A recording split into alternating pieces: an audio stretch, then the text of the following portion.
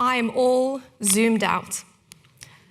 A phrase many of you have probably heard and likely experienced yourselves. But this was me at the end of teaching this last semester. Teaching had become more like talking to a lifeless screen on my laptop with minimal engagement back from my students. This was not what I signed up for. However, life as we all knew it has changed dramatically due to COVID-19. Who knew we would be living through a pandemic? But what about the even bigger global issue that we face? Climate change. I'm a climate scientist and work as a physical geography lecturer here at Sussex. My passion really is teaching. In my journey when I started, I did a BSc in meteorology at the University of Pretoria in South Africa, where my initial plan was to actually do weather forecasting and present weather on TV. However, after finishing my degree in South Africa, I got offered the wonderful opportunity to do my PhD here at Sussex in African climate change, and I've never looked back. So my research focuses on Southern Africa and focuses on future projections of rainfall over that region. And my expertise is in analysing climate models, a fairly large amount of them, about 35 to 40 different climate models, the same ones that the IPCC or Intergovernmental Panel on Climate Change use for their reports. So I create algorithms and evaluate the model processes to try and understand the future changes and how credible they are. I focus on a large rain band called the South Indian Ocean Convergence Zone, and this is a diagonal rain band that spans over most of southern Africa.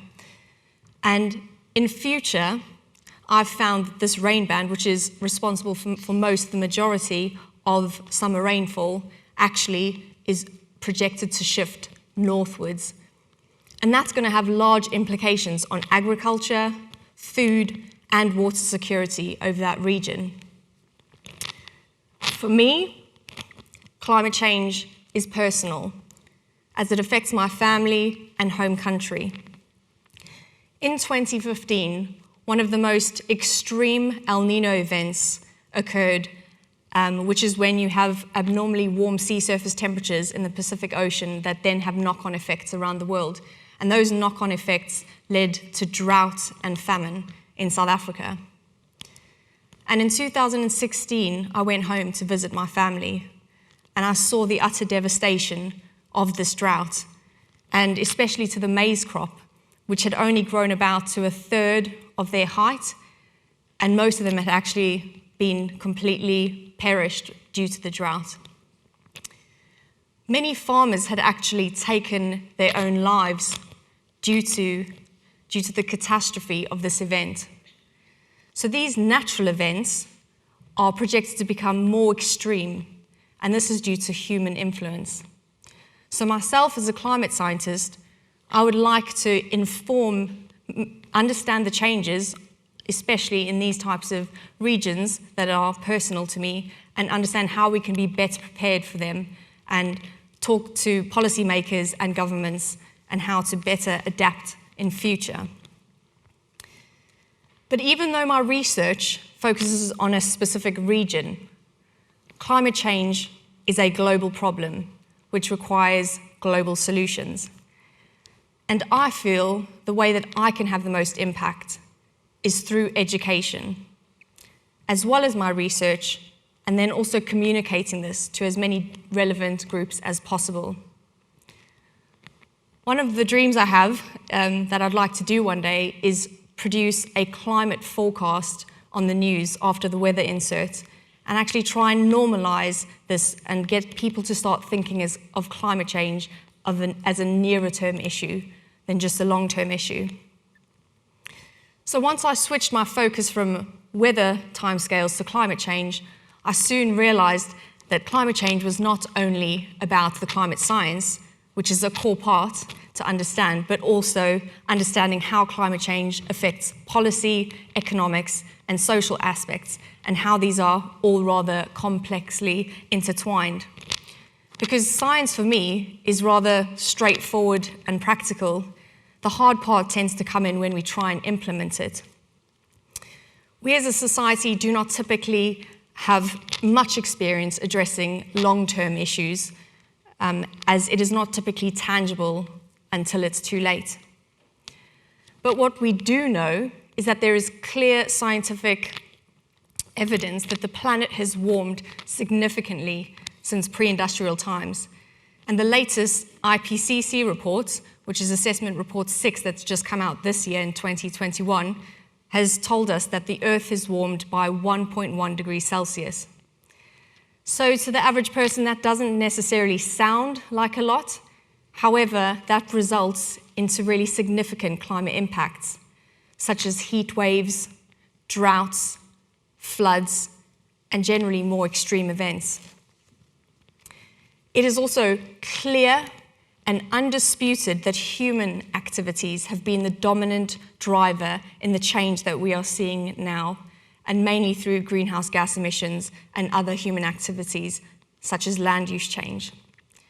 The climate has always been changing. It has natural peaks and troughs over time, which we call climate variability. However, the most notable change that we're seeing in the last 50 years is the rate of change. Never before in history have we seen the rate of change in temperature, and that's mainly due to us. So we're currently not on a sustainable trajectory for the planet as it stands, and we're looking at a globe that will be around 3 degrees warmer than pre-industrial times.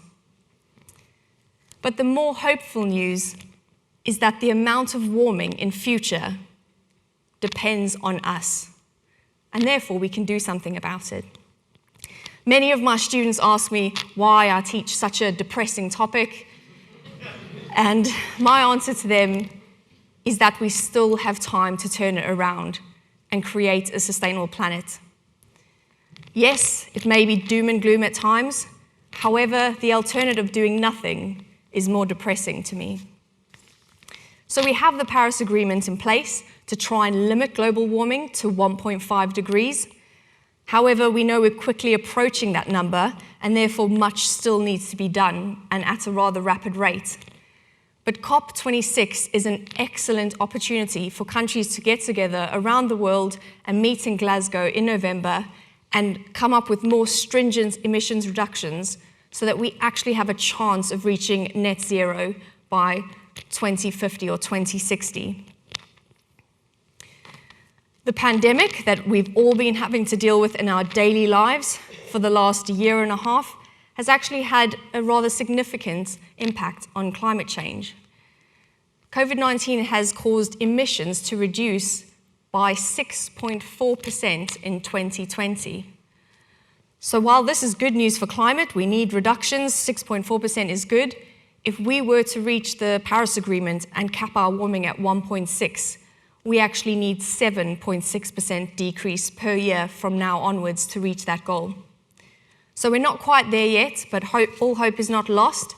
I believe that COVID-19 and the lessons from it can be used in a positive way moving forward, and our chance to essentially hit the reset button. So the UN has actually taken this opportunity after having seen the effects of COVID-19 to propose new climate action goals for Sustainable Development Goal number 13, which is climate action. And these involve moving to a green transition and green economy, so essentially to make societies and people more resilient through a transition that is fair to all and leaves no one behind. We also need to focus on investments that accelerate the decarbonisation of all aspects of our economy. But possibly the most important one that we need is global cooperation, because no one country can solve this alone. So both COVID-19 and climate change are global crises, but what are their notable differences? The COVID-19 response has been underpinned by science and is an immediate problem. The measures to control COVID-19 have been determined by health scientists and accepted by politicians who have translated them into unprecedented and drastic policies. Therefore, the public has readily accepted these measures because they believe them and understand them to be scientifically grounded rather than politically driven.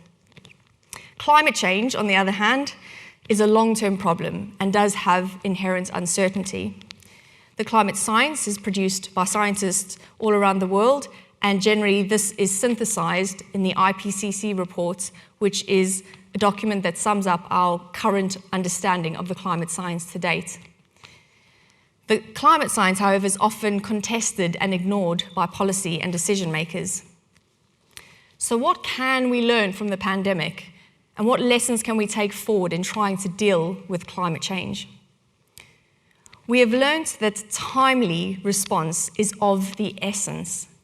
It marks the difference between containing a crisis and allowing it to spill over and completely overwhelm public organizations' ability to function effectively. We have also learned that the science can in fact be translated into policy decisions if there is sufficient political will. So therefore, my advice would be to listen to the scientists. The worldwide COVID-19 lockdowns are proof that humanity can change policies and act quickly at a global scale. Collectively, we can and need to do so again in addressing climate change. So I'd like to leave you with an analogy that I tell my students, and that is COVID-19 is the quiz, but climate change will be the final exam. Thank you.